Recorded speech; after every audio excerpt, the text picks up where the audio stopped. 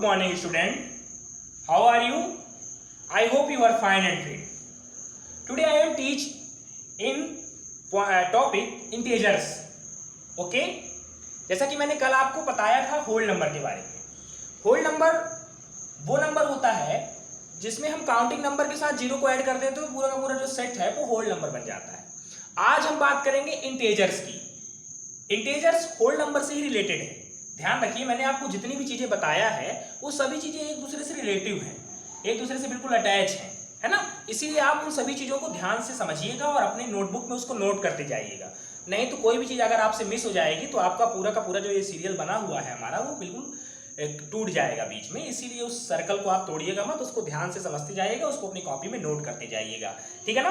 तो चलिए आज हम इंटेजर्स के बारे में पढ़ते हैं. इंटेजर्स क्या होते हैं? इंटेजर्स जैसा कि मैं यहाँ पे आप देख पा रहे हैं कि इसमें लिखा हुआ है क्या combined set of whole number and negative number that is called integers. यानी होल नंबर और नेगेटिव नंबर का कंबाइंड सेट होता है कौन? इंटेजर्स.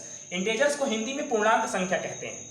इंटेजर्स में होता यह है कि इसमें नेगेटिव नंबर जो होता है और पॉजिटिव नंबर दोनों साथ साथ चलते हैं. दोनों का कॉम्बिनेशन जो होता है ना वो इकट्ठा होता है. ना तो आप नेगेटिव को अलग कर सकते हैं ना तो आप पॉजिटिव को अलग कर सकते हैं. आपको दोनों को साथ में लेके चलना पड़ेगा. और एक चीज आपको मैं और बता दूं, इंटरेस्टेड चीज है आपके लिए, वो ये है कि जो इंटेजर्स है ना, ये इंटेजर्स बहुत ही इंटरेस्टेड टॉपिक है. ये इंटेजर्स ऐसा टॉपिक है कि आपको हर क्लास में मिलेगा. 6 अगर से ऊपर की अगर बात करें तो आपको ये हर क्लास में मिलेगा और उसमें आपको इसको जानना भी बहुत जरूरी है. क्यों? क्योंकि आप विदाउट इसके नॉलेज के आप आगे की मैथमेटिक्स सॉल्व कर ही नहीं सकते. आप उसका एडिशन ले लो, सब्ट्रैक्शन ले लो, मल्टीप्लिकेशन ले लो, सब में ये काम आता है. इसलिए आपको ये जानना बहुत ही जरूरी है ना. और ये कोई कठिन भी नहीं है, बहुत ही सरल है, बहुत ही इसको आप आसानी से समझ सकते हैं, है ना. इसमें कोई भी दिक्कत नहीं है. तो अभी मैं जो बात बता रहा हूं आपको, तो ये मैं आपको इसका बेस बता रहा हूं. इसके आगे के बारे में आपको बताऊंगा. और एक चीज मैं आपको ये भी बता दूं कि ये हर क्लास में पहले मैथमेटिक्स के पहले चैप्टर का टॉपिक ही है. अगर मैं बात करूं आपके 7th क्लास की, तो जैसा कि मेरे पास 7th क्लास की बुक मैं आपको दिखाता हूं. 7th क्लास की बुक है ये मेरे पास, आप देख पा रहे हैं.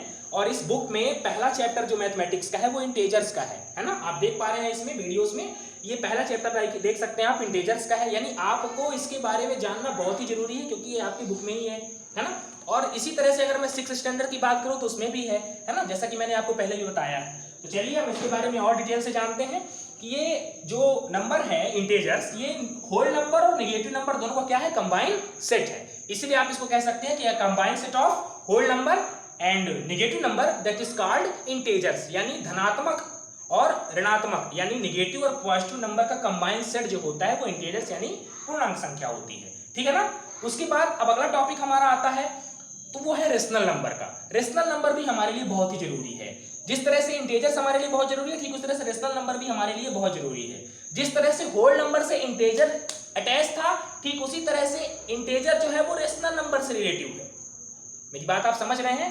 जिस तरह से होल नंबर इंटेजर से जुड़ा हुआ था, ठीक उसी तरह से इंटेजर जो है वो रेशनल नंबर से जुड़ा हुआ है ना. आप होल नंबर को बिना समझे इंटेजर्स को नहीं समझ सकते.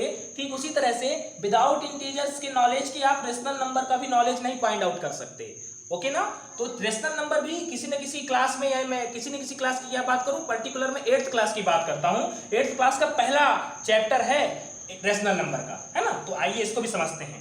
Any number represented by P upon Q, where P and Q are integer, that is called rational number.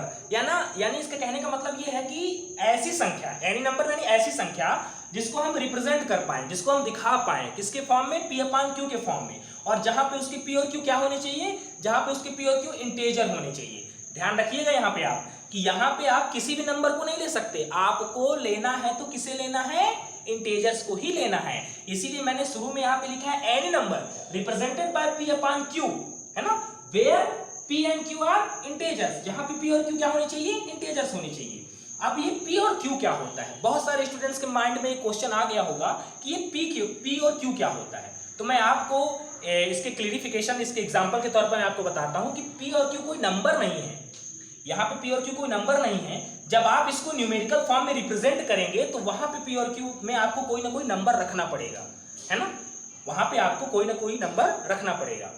अब नंबर से मुझे और मैं इसको क्लियर कर दूं कि P और Q एक तरह से आप कह सकते हैं कि न्यूमिनेटर एंड डिनोमिनेटर. आपने फ्रैक्शन पढ़ा होगा, सभी ने फ्रैक्शन पढ़ा होगा. फ्रैक्शन तो 3rd क्लास से स्टार्ट हो जाता है. मैं यहाँ पे 6 क्लास से ऊपर की बात कर रहा हूँ, 6 या 6 से ऊपर की बात कर रहा हूँ, तो आपने फ्रैक्शन तो पढ़ा ही होगा। तो फ्रैक्शन में आपने देखा होगा वहां पे भी आपको न्यूमिनेटर एंड डिनोमिनेटर सुनने को मिलता है। ठीक उसी तरह से रेशनल नंबर में भी न्यूमिनेटर और डिनोमिनेटर है, लेकिन दोनों में डिफरेंस है। वो डिफरेंस आप थोड़ा ध्यान से समझिएगा, ये आपके लिए बहुत ही जरूरी है। बहुत सारे बच्चों को इसके बारे में डिफरेंस ही नहीं मालूम, वो इसी में कंफ्यूज हो जाते हैं।